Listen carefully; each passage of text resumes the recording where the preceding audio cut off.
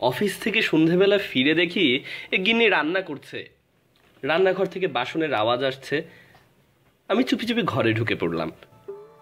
কালো রঙের আলমারি থেকে বোতল বার করলাম। নেতাজি ফটো ফ্রেম থেকে আমাকে দেখছেন, কিন্তু এখন পর্যন্ত কেউ কিচ্ছুটি টের পায়নি, কারণ আমি কোনো রিস্ক নেই না। সিঙ্কের উপরের তাক থেকে গ্লাস বার করলাম আর টক করে এক পেগ গিলে ফেললাম। গ্লাস ধুয়ে ফের তা তাকের উপর রেখে দিলাম।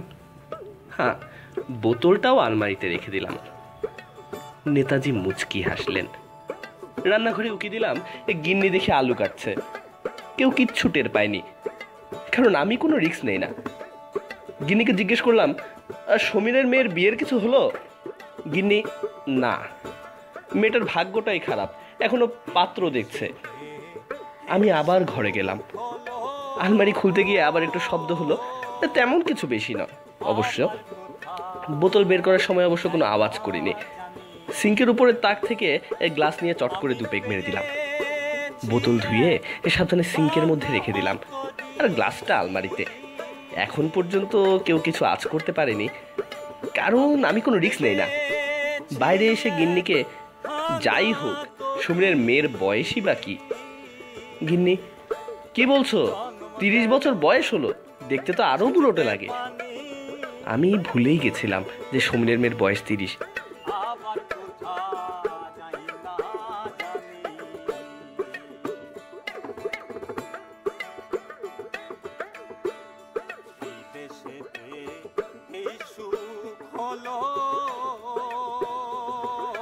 সুযোগ বুঝে ফের আলমারি থেকে আলু বের করলাম।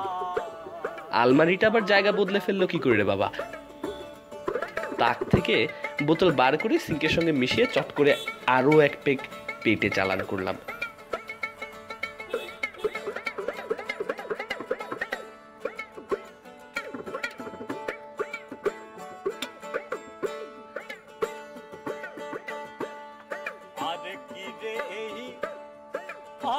ভাগ্যে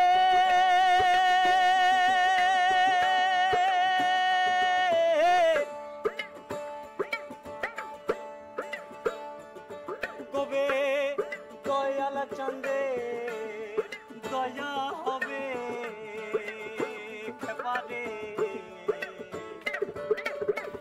নেতাজি দেখে এবার জোরে জোরে হাসছেন। তাক আলুতে রেখে নেতাজির ছবি খুব ভালো করে ধুয়ে আলমারিতে রেখে দিলাম। গিন্নি কি করছে দেখি। হ্যাঁ, ও গ্যাসের উপরে সিং চড়াচ্ছে, কিন্তু এখন পর্যন্ত কেউ কিচ্ছুটি টের পায়নি। আমি গিন্নিকে, তুমি সমীরকে বুড়ো বললে? গিন্নি, বক বক করো না তো, বাইরে গিয়ে চুপ করে বসো, এখন তুমি কথা বলবে না। আমি আলু থেকে ফির বোতল বের করে মজাসে আলমারিতে আরো এক পেগ গিললাম। সিংটা ধুয়ে ওটাকে তাকের উপর রেখে দিলাম। ফটো ফ্রেম থেকে গিন্নি এখনো হেসে চলছে। নেতাজি রান্না করছে, কিন্তু এখনো কেউ কিছুটি টের পায়নি, কারণ আমি কোনো রিস্ক নেই না। গিন্নিকে হাসতে হাসতে বললাম, তাহলে সমীর পাত্রী দেখছে? গিন্নি, শোনো, তুমি মুখে জলের ঝাপটা দিয়ে কোথাও একটু চুপ করে বসো তো। আমি রান্নাঘরে গিয়ে চুপচাপ তাকের উপর বসলাম, কিন্তু এখন অবধি সমীর কিচ্ছু টের পায়নি, কারণ নেতাজি কোনো রিস্ক নেন না। সমীর এখনো রান্না করছে, আর আমি ফটো ফ্রেম থেকে গিন্নিকে দেখে এখনো হেসে চলছি, কারণ আমি কখনো নেই না। কি যেন নেই না? ও হ্যাঁ, আলু নেই না।